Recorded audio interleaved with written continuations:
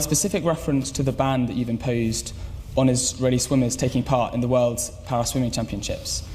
Do you think it's legitimate to penalise individual Israeli citizens who may also be critical of the regime in this way? Well, many countries today are seeing outsiders coming to their country and not very happy about it.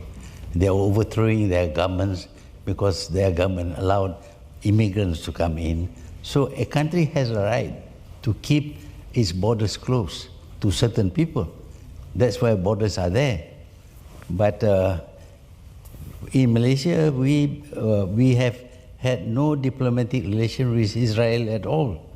And we don't think that that they should come to our country because we have no relations with them.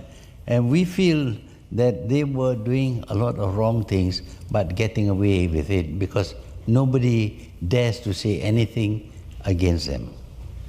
But I suppose my question was, you may think that true of the Israeli state and the government of Israel, but is it fair to penalise the individual Israeli citizens from taking part in this championship? Well, it is not fair to call me anti-Semitic. They should call other people anti-Semitic. I'm not anti-Semitic. The Arabs are all Semitic people.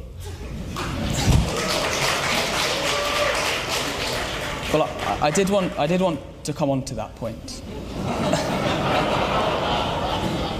You've previously called and defended yourself in calling the Jewish people hooked nose in saying that they have an instinctive sense of money. Statements like that are anti-Semitic. But my question is, why do you oppose the actions of the Israeli government, not with criticisms of those actions themselves, but with racist anti-Semitic remarks like those targeted at the Jewish people? Well, I can understand this. We talk about freedom of speech, and yet you cannot say anything against Israel, against the Jews. Why is that so? If we are free to say what we like, we can say that we are something that will be regarded as anti-Semitic by the Jews. That is their right to hold such opinion of me.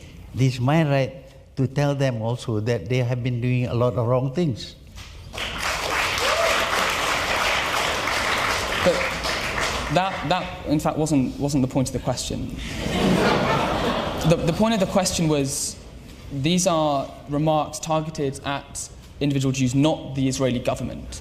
So why don't you oppose the Israeli government's actions directly instead of attacking with these remarks the Jewish people themselves? Well, it seems that most of them support the stand taken by Netanyahu against the Arabs.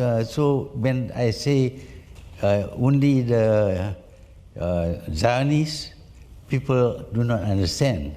What they do understand is the word Yahudi or Jews. That is what they understand. If I take action against this team, cricket team, it's not wrong because, for example, Europe wants to declare palm oil as poisonous.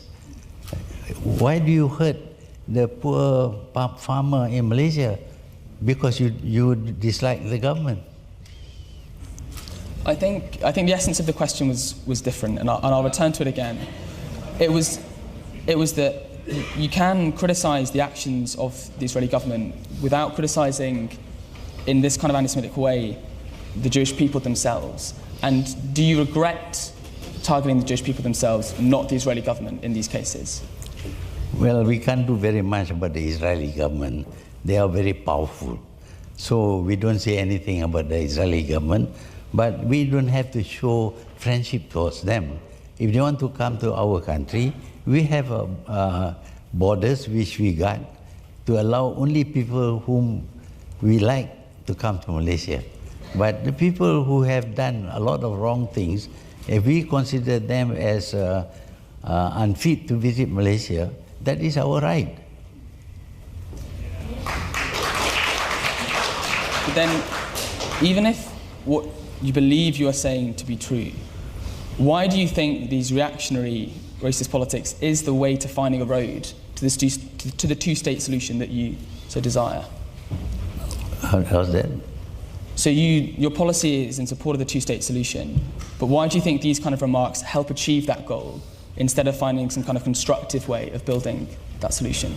I don't know about constructive way.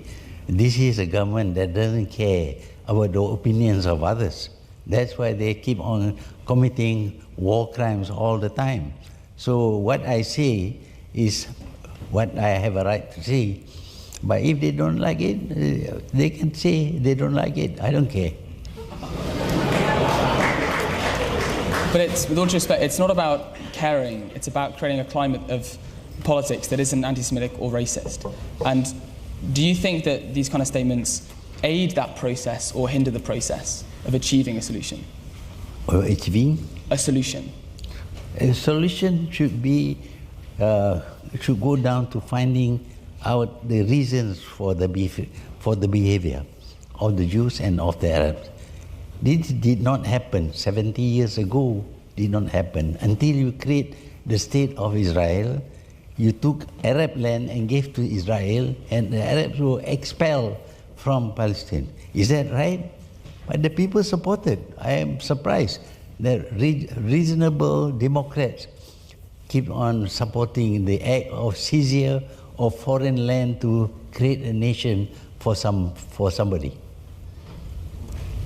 I think on that point it would be a good time to open up